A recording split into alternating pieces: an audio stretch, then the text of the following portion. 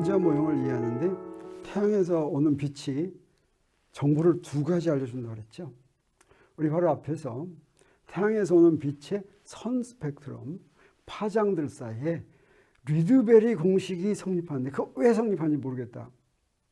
근데 그 성립하는데 그 의문을 풀어주는 한 가지 정보가 어디서 나오냐면 태양빛이 가지고 있는 또 다른 조건, 그게 바로 뭐였습니까? 흑체 복사 곡선이라고 그랬죠. 흑체 복사 곡선은 뭐였냐면 태양에서 온 빛이 꼭 태양에 온 빛만은 아닌데 파장별로 그 세기를 그린 거였어요. 그걸 흑체 복사 곡선이라고 부르는데, 자, 그것이 또 중요한 정보를 우리한테 알려줍니다. 바로 그 흑체 복사 곡선을 이제 연구하면서 유명한 에너지 양자화 조건을 알게 됩니다. 흑체가 무엇인지 먼저 보겠습니다. 흑체는 뭡니까? 흑체는 영어로 하면 더 알아듣기 쉬울 것 같아요. 흑체 하니까 뭔지 모르겠죠. 영어로 하면 블랙 바디입니다. 블랙 바디는 뭡니까? 흑체, 까만 물체죠. 까만 물체는 어떤 특징을 갖고 있습니까? 색깔이 까만 거는 색깔이 까만 게 아니라 색깔이 없는 거죠. 그래서 우리가 빨간색이면 우리 빨간색 빛을 반사할 때 빨간색입니다. 모든 빛을 다 흡수하면 그게 바로 까만색이 되겠어요. 그러면 흑체는 왜 도대체 흑체가 되느냐? 이런 걸 알려면 물질의 성질을 알아야 됩니다. 근데 이때 1900, 바로 20세기에 들어와서입니다. 이때는 지금 원자가 뭔지 잘 모를 때예요. 물질의 성질을 알려면 원자를 이해해야 되는데 아직 원자가 뭔지 모를 때입니다. 그래서 성을 알 수가 없어요. 그래서 흑체는 도대체 어떻게 흑체가 되는지 이것도 알 수가 없어요. 원자를 모르니까. 네. 그렇지만 우리가 어떻게 모형을 세울 수는 있냐면 모든 빛을 다 받아들이니까 여기에 통이 하나 있는데, 그렇죠? 통에 조그만 구멍이 있다. 어디가 흑체냐면 저 큰 게 흑체가 아니라 저 조그만 구멍만 흑체입니다. 저 조그만 구멍으로 빛이 이렇게 오면 그 빛은 어떻게 되겠어요? 그걸로 쏙 들어가죠. 그래서 저 조그만 구멍만 흑체입니다. 이거 조심해야 돼요. 이 큰 거 저게 흑체가 아니에요. 흑체가 아니에요. 그래서 흑체는 모두 구멍에 도달한 빛은 모두 동공, 저 캐비티, 유명한 동공이에요. 동공이라는데 저 동공은 저 빛을 흡수하지 않고 전부 반사한다고 하겠어요. 반사. 그랬을 때 작은 구멍, 이것을 흑체에 대한 모형이라고 이렇게 생각할 수가 있는데, 그러면 이 흑체에서는 빛을 받기만 하겠습니까? 내보내기도 하겠습니까? 반사는 하지 않습니다. 반사는. 그런데 구멍이 뚫려 있으니까 빛이 나오겠어요? 안 나오겠어요? 나옵니다. 어떻게 해서 나오느냐? 저 안에 들어가 있다가 왔다 갔다 하다가 우연히 저 구멍 만나면 어떻게 되겠어요? 나오겠죠. 우연히 만나면. 그러면 어떤 색깔이 나오겠습니까? 아무 색깔이나 나오겠죠. 저걸 갖다가 뭐라고 부르냐면 흑체 복사다 이렇게 얘기합니다. 복사는 뜨거운 물체에서 나오는 전자기파, 이거를 복사파다 이렇게 얘기합니다. 그러니까 복사열은 뜨거운 물체에서 열이 나오는 건데 이 열은 뭐냐? 이건 전자기파입니다. 전자기파. 그래서 전자기파가 이렇게 나올 걸 복사파로 이렇게 부르는데, 저기 빛이 저 안에 들어가 있다가 왔다 갔다 하다 구멍만 나면 나오는 거, 이게 복사파인데 우연히 붙이면 나옵니다. 그러면 어떤 파장이 나오냐? 어떤 색깔이 나오냐? 모든 색깔이 다 나옵니다. 모든 색깔이. 그런데 그 색깔이 나오는 파장별로 세기를 그린 거, 이걸 뭐라고 그러냐면 흑체 복사 곡선이다라고 부른다라고 하는 것입니다. 그래서 흑체에서는, 자, 이게 바로 조그만 구멍이니까 빛만 쪼여주면 다 들어가니까 이게 이제 흑체죠. 이게 흑체예요. 근데 그 흑체에서는 반드시 빛이 나오게 돼 있죠. 이게 바로 흑체 복사 곡선입니다. 근데 그때 나올 때 나오는 놈의 파장은 여러 가지가 다 나오죠. 그러면 어떤 파장이 많이 나올 것인가? 파장별로 그린 선, 곡선. 이게 바로 흑체 복사 곡선인데, 흑체 복사 곡선은 굉장히 중요한 특징을 가지고 있습니다. 어떤 특징을 가지고 있냐면 이런 거예요. 여기다가 파장 이렇게 그렸어요. 파장. 이 파장 중에서 가시광선이 여기 해당합니다. 저기 파장 어디서부터 어디까지라고 그랬어요? 네, 빨간색이 한 400이, 파장이 빨간색이 한 700이죠. 그 다음에 보라색이 한 400이죠. 그래서 400에서 700까지 이게 바로 파장입니다. 저게 가시광선이 있다면. 흑체 복사 곡선이, 자, 이렇게 하나 그리겠어요. 이건 온도가 얼마짜리냐면 5,500도. 절대 온도로 5,500도짜리. 이게 태양의 가장 표면 온도와 비슷한 것입니다. 그러면 그 흑체 복사 곡선은 이렇게 생겼어요. 이 흑체 복사 곡선은 어떤 특징이 있느냐? 그 흑체를 만든 물질과는 상관없이 그 물질의 온도만 같으면 흑체 복사 곡선이 다 똑같습니다. 그래서 온도가 5500도짜리는 전부 다 이렇게 생겼어요. 똑같아요. 그 다음에 어때요? 5000도짜리는 다 똑같이 이렇게 생겼어요. 그 다음에 요거 4500도짜리예요. 요거 얼마야? 요거 4000도짜리예요. 요거 얼마야? 3500도짜리. 그래서 온도가 내리면 어떻습니까? 내리면 나오는 에너지 양이 줄어들어요. 그러면서 어떻습니까? 그러면서 여기에 그 피크가 되는 파장이 점점 긴 파장 쪽으로 옮겨갑니다. 그렇지만 그 모양은 딱 똑같습니다. 그래서 흑체의 온도만 결정이 되면 그 흑체 복사 곡선 모양이 딱 결정이 되면 온도 하나 가지고 흑체 복사 곡선을 만드는 식을 만들 수 있어야 되겠죠. 이게 물리학자들은 다 하고 싶어 하는 겁니다. 근데 그것을 못하고 있었어요. 19세기 말까지 식이 나오기는 나왔었는데 여기에 이게 바로 흑체 복사 곡선이라면 이 부분, 여긴 뭐예요? 파장이 작은 부분을 설명하는 공식 하나 나와 있었어요. 그 다음에 파장이 큰 부분 설명한 공식이 하나 나와 있어요. 이렇게 서로 다른 부분을 설명하는 거예요. 그래서 요 파장이 작은 부분은 여기는 설명 못해요. 파장이 큰 부분은 여기는 설명 못해요. 이건 아주 이상한 거죠. 이상한 거예요. 자, 그래서 이 두 식이 어떻게 생겼냐면 파장이 짧은 데의 식은 여기 파장별로 여기 온도는 여기 들어가 있습니다. 여기 온도 여기 있습니다. 이런 식, 이걸 비례 공식이라고 하는데 이렇게 짧은 파장에서는 이런 식이 하나 있었고, 그다음에 긴 파장 영역에서는 요 레일리 진스 공식. 이 레일리는 어때요? 이대 캐번디시 연구소 소장이 레일리라고 그랬죠. 이 레일리 진스 공식이 요겁니다. 이렇게 두 개로 되어 있었는데 하나로 하는 게 당시 물리학자들의 꿈이었어요. 이 물리학자들의 꿈, 여기에 도전한 사람이 누구냐면 바로 플랑크였습니다. 플랑크 우리가 전에 잠깐 소개했었는데 이 막스 플랑크라고 하는 사람, 독일 사람입니다. 이 사람을 양자역학의 아버지다. 양자역학을 시작한 사람이다. 이렇게 얘기합니다. 이 사람은 사실은 학자 집안이었어요. 할아버지, 증조할아버지 신학자이고 아버지는 법률학자인 그런 학자인데 특별히 음악의 재능을 갖고 있었어요. 작곡가가 되고 싶기도 했었고 바이올리니스트가 되고 싶기도 했었고 그랬습니다. 근데 어쩌다가 물리학자가 되느냐. 고등학교에서 물리 시간에 뉴턴의 운동법칙과 역학적 에너지 보존 법칙을 배우다가 너무나 감격했어요. 자기의 그 일기에다 뭐라고 썼냐면, 자, 역학적 에너지 보존 법칙 배우면서 벽돌이 내 머리를 때리는 것 같은 그런 전율을 느꼈다라고 하는 것입니다. 이 자연상이 이렇게 복잡한데 우리가 1학기 때 강조를 했었습니다. 역학적 에너지 보존 법칙은 뭐냐면 E는 일정이에요. E는 일정이라는 식이 이 자연의 기본 법칙, F는 MA하고 똑같은 식이라고 그랬죠. 네. 그래서 나도 물리학자가 돼서 이런 자연의 기본 법칙, 아주 간단한 법칙을 찾아내리라 그런 결심을 하고 물리학자가 됐다라고 하는 것입니다. 이 사람이 흑체 복사 곡선을 하나의 식으로 설명하려는 그런 포부를 세웠어요. 사실은 박사 받고도 취직 자리가 없었어요. 취직 자리가 없어서 무급조기 하면서 이걸 한 겁니다. 네. 그러면서 무엇에 도달하냐면 앞으로 이제 설명하겠지만 에너지 양자화 개념에 도달합니다.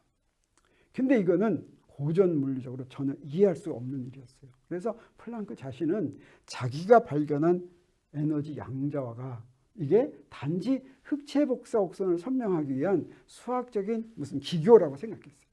그리고 누군가가 제대로 이걸 설명할 사람이 나올 것이라고 이렇게 생각을 했는데 그러지 않고 날이 가면 날이 갈수록 자기가 발견한 에너지 양자화 조건이 계속 이용이 되면서 이것은 원자를 설명하려면 반드시 필요한 개념이다라고 하는 것을 알게 됐던 것입니다. 그래서 이건 미세계의 기본 원리라는 걸 알게 됐어요. 자, 그러면 흑체 복사에 대한 플랑크 공식은 어떻게 된 건지 한번 보도록 하겠어요. 플랑크 공식은 1900년에 나왔는데 이렇게 생겼습니다. 근데 이 전에 나온 게 뭐였습니까? 비네 공식과 레일리 진스의 공식이었죠. 이 공식으로 그 두 개가 나와야 되겠죠. 어떨 때 파장이 작으면 비네 공식이 돼야 되고 파장이 크면 레일리 진스 공식이 돼야 되죠. 진짜 그렇습니다. 만약에 파장이 작다면 어떻게 돼요? 여기 지수가 있는데 여기에는 분모가 작으면 여기 굉장히 큰 수가 되죠. 그러면 두 항을 비교했을 때 어떻습니까? 1에 비해서 저게 굉장히 크니까 1 그냥 무시하면 되겠어요. 1 그냥 무시해버리면 뭐가 됩니까? 요게 되는데 요게 바로 뭐예요? 비네 공식하고 똑같습니다. 근데 파장이 굉장히 크다면 어떻게 될까? 파장이 크면 우리 근사식을 쓸 수가 있어요. 여기 지수인데 지수 앞에 있는 요게 굉장히 크면 요 람다가 크면 요게 굉장히 작으면 1 더하기 요걸 이렇게 바꿔 쓸 수가 있어요. 지수를. 그래서 네, 플랑크 공식에서 요 부분을 1 더하기 요걸로 이렇게 바꿨습니다. 요걸로 이렇게 바꿨어요. 그러면 어떻게 돼요? 1이 없어지고 뭐만 남습니까? 요건 남죠. 요게 바로 뭐가 되냐? 레일리 진스 공식이 되는 것을 알 수가 있습니다. 그러면 플랑크는 이 플랑크 공식을 뭐 이렇게 해서 짜맞추냐? 그렇지가 않아요. 우리 기본 모형으로부터 차근차근 구했는데 뭐 굉장히 어려운 거냐면 그렇지가 않습니다. 먼저 흑체에 대한 이런 모델을 이용했습니다. 우리 당시에 물질이 뭔지는 알 수가 없지만 이게 어때요? 흑체에 대한 아주 좋은 모델이죠. 그리고 여기서 흑체 복사를 한다면 이 속에 들어있는 놈이 나오겠죠. 이 속에 아무렇게나 들어있을 테니까 여기다 통계를 이용해야 되겠다라고 하는 건 알 수가 있습니다. 근데 통계를 이용할 때 하나 그 어려운 게 뭐냐면 이 안에 들어있는 건 전자기파는 에너지인데 이 에너지는 어떻습니까? 연속적으로 변하죠.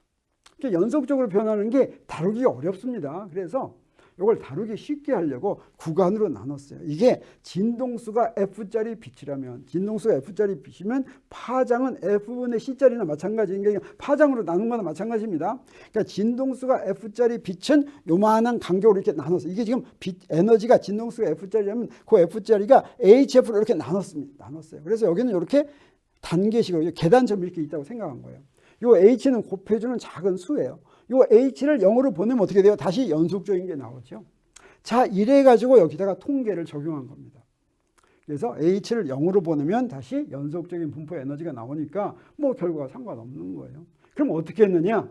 여기에 이제 통계를 할 때 통계 이미 알고 있는 것이 있었어요. 뭐냐면 에너지가 저런 에너지면 그 에너지가 EN이라면 EN이 존재할 확률은 여기 온도가 있는데 온도가 T일 때 절대 온도일 때 그 확률은 E의 마이너스 EN 나누기 KT다라고 하는 건 당시에 연력학에서 알려져 있었습니다.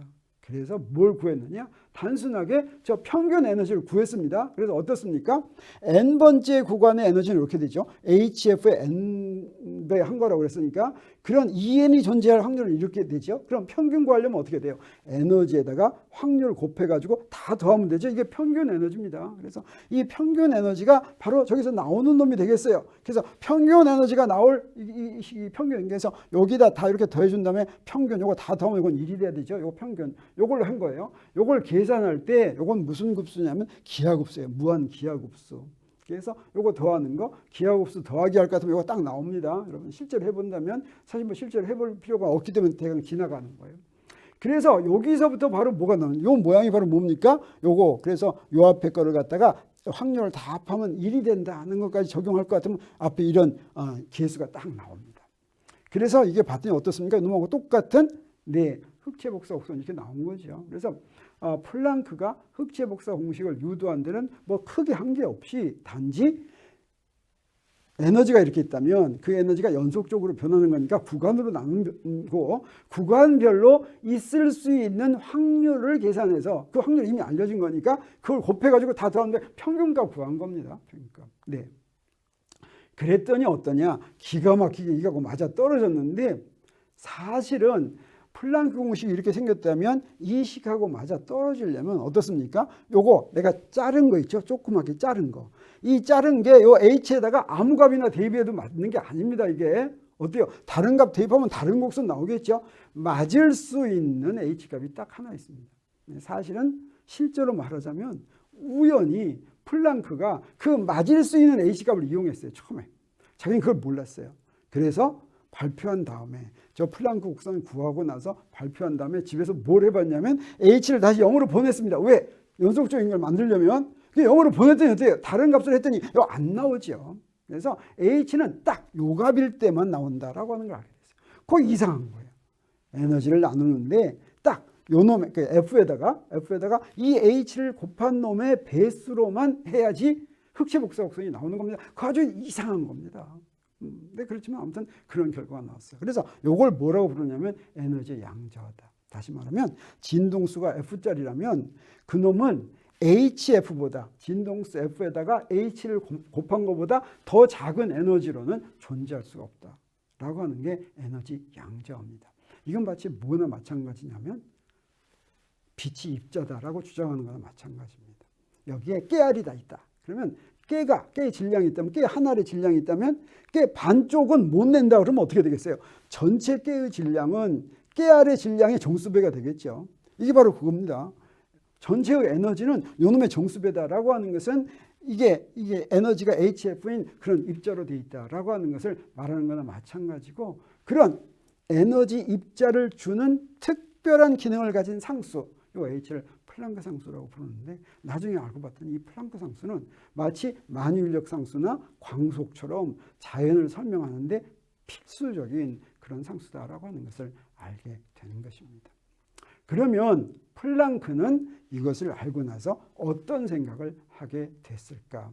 자, 이것의 의미가 아까도 얘기했지만 진동수가 F자리의 빛은 HF라는 에너지보다 더 작은 에너지를 가질 수가 없다라고 하는 의미인데, 이게 뉴턴 역학으로는 불가능합니다.